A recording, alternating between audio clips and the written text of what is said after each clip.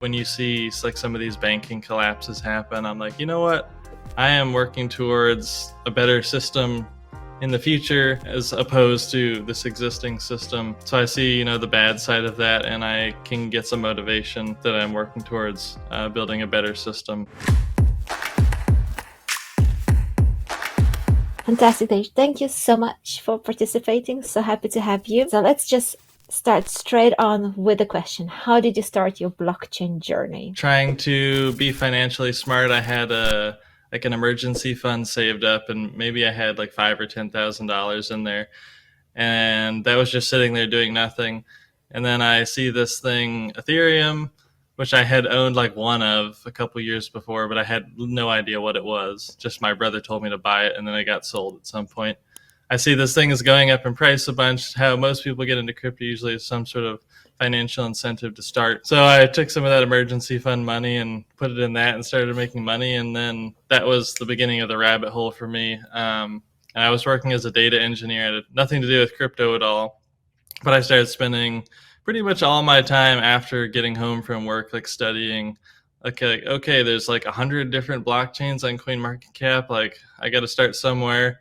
What is a DEX and all these different chains and how do they play into each other? Just, infinite questions to ask and learn about. And it was very intellectually fascinating for me alongside the potential of making money, So that went on for maybe like at least 6 months in, I think, 2021.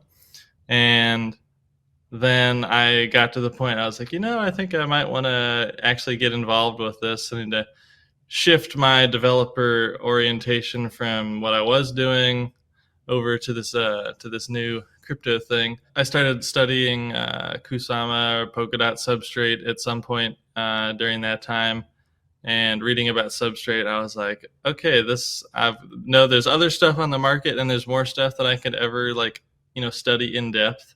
But I've come across this, and this is like by far, this seems like the best technology and something I should put my time and effort behind. So I had saved up some money, and I made the decision that I was going to quit that job and I could study full time. So I was my new full time job was going through the entire Rust programming language book, and then starting to study Substrate after that. So yeah, that's pretty much the origin story. Wow, amazing. Such a brave decision. Well, yeah, I'd never really done anything like, risk taking like that, I guess, in my adult life up to that point. It was a rocky journey, but I think I've finally come out on top, and I'll look back and laugh about it, and that it was all worth it. So usually things worth doing are not easy. So if you persevere, you'll come out on top. Yeah, that's exactly. Yeah. If you have a goal in mind, I think if you just try to focus on something, I think the path gets you there, even if it's rocky and bumpy. What do you think would be a hurdle for people to enter into the blockchain world?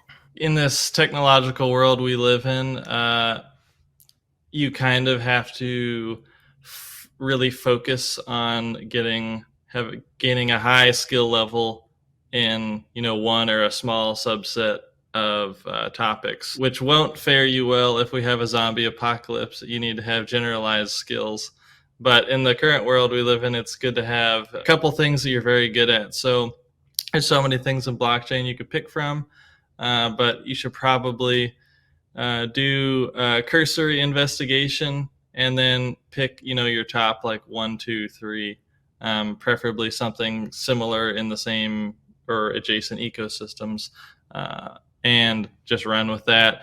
And it's going to take time, and there's no getting around the fact that blockchain is very complicated, and people sometimes maybe they don't want to sound like they don't know what they're talking about, but for how much work I put into it, and then I hear about other things and I'm like, I don't know how that works, So there's always going to be new things to learn, and you just have to keep going one day after the other, just really like anything. So what is it that keeps you going within that space? Like, what is the big thing that attracts you to it? The truth is, sometimes I do get somewhat burnt out. There's there's another hack, or just Mm. in the bear market. There's not so much energy going on, and you start to lose it a little bit sometimes. But then I don't know. Actually, I think sometimes maybe the hacks actually bring back some of my spirit for the whole thing. Or when you see like some of these banking collapses happen, I'm like, you know what? I am working towards a better system in the future, as opposed to this existing system. So I see, the bad side of that, and I can get some motivation uh, that I'm working towards building a better system for a better future. Wow, this is great because if one sees the hacks, it could go either way, right? You could get discouraged or you can get encouraged to actually overcome it. I really like that. I like that optimism. We need more of that for sure. And so, how did you hear about the academy actually? About the Polkadot Academy? I think I was somewhat aware of the academy. I think I got a job, got my first parachain job, and right around the time of the first academy, so I wasn't able to go to that one. I was busy, and then I wasn't at that job anymore after the FTX collapse. That definitely affected my life, and just in time for me to be able to go to the second academy. Um, and I think I have a friend that works at Parity actually, and he was like, "Hey man, you should totally go to this." And so I did the rest entrance exam as fast as I could. That was definitely still very challenging, but I made the cut and made it in. I was waiting for the email to come in for the acceptance email. Of course, they always takes longer to get back to you on these type of things than you want, and so a couple of days of agonizing wait, and then I finally got it.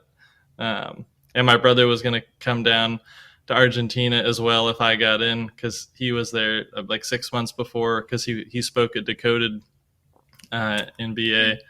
So that was like a celebration for both of us. So Fantastic. So, tell us maybe a little bit about what did you actually learn in the academy? the best thing I can say about learning at the academy that was honestly surprising to me at the beginning was that they took a bottom up learning approach, which is, I think, not maybe the most intuitive that a lot of people would pick for. They're like, let's start out with the easy stuff and then we'll move like to the harder stuff. They, in some respects, did like the opposite of that, but in hindsight, I kind of like it a lot actually.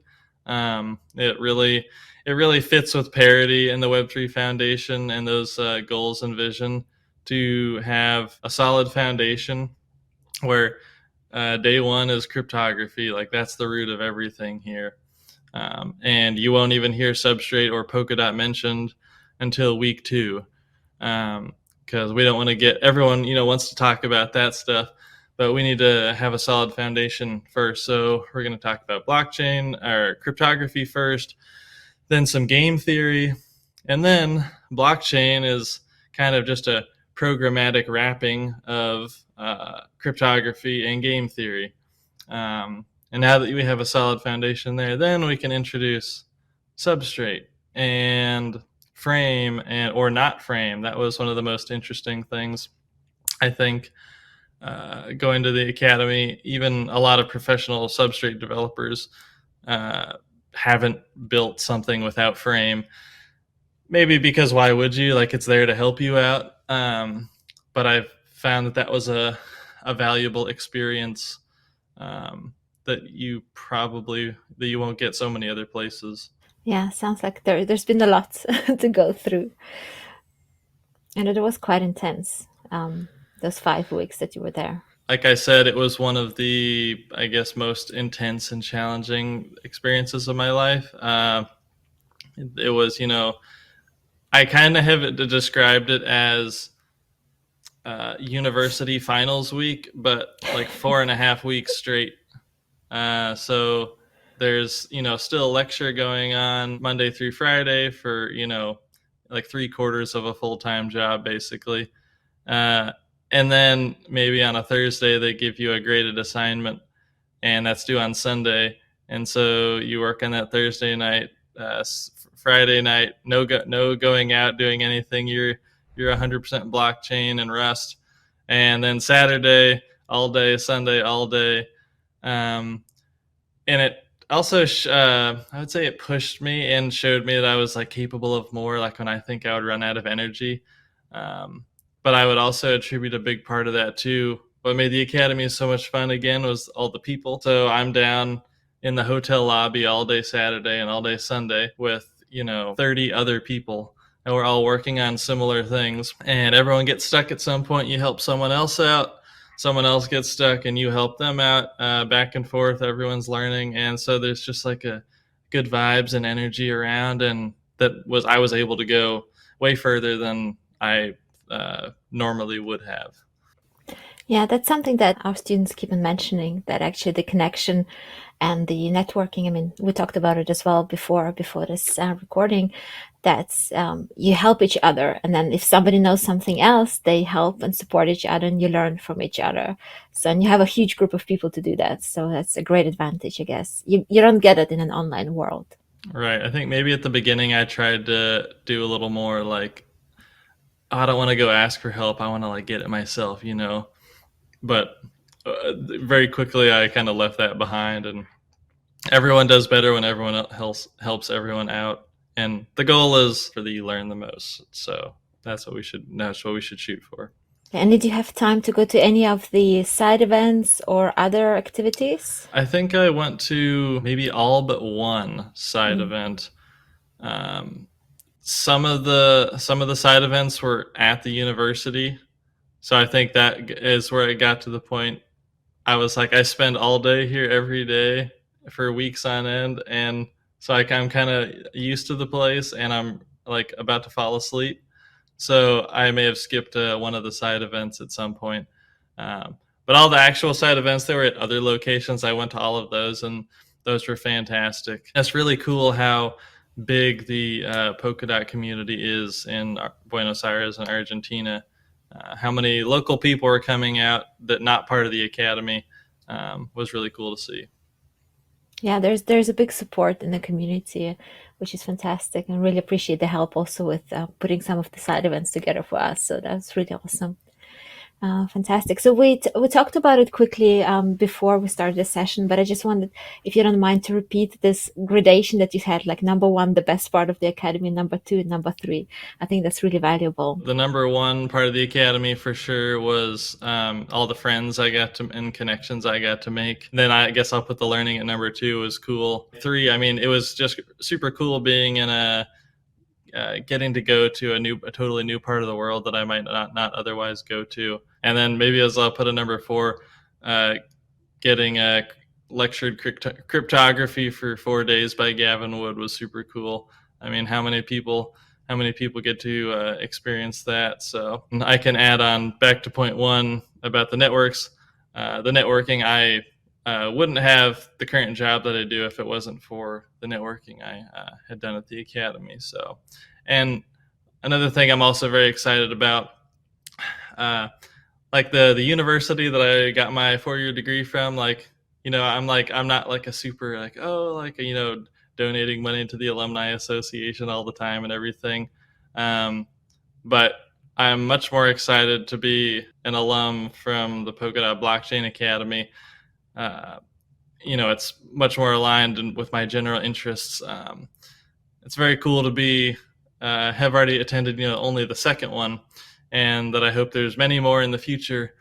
And all the future students that go through, then I'll have a connection with them as alumni. I see not just the networking benefits that I've already gained from it, but I see future networking benefits as well as it continues to grow in the future.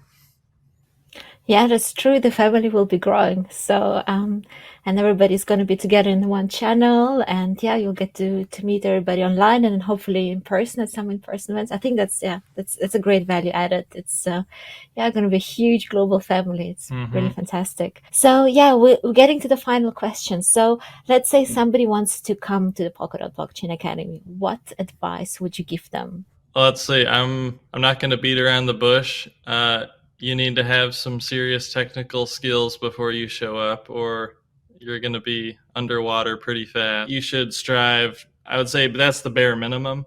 What you should strive to do is have a solid foundation of Rust, and then at least have a cursory introduction to programming palettes in Substrate. Because as I found from my own personal learning journey, I worked through the entire Rust programming language book front to back, and that's like the standard in the Rust community essentially.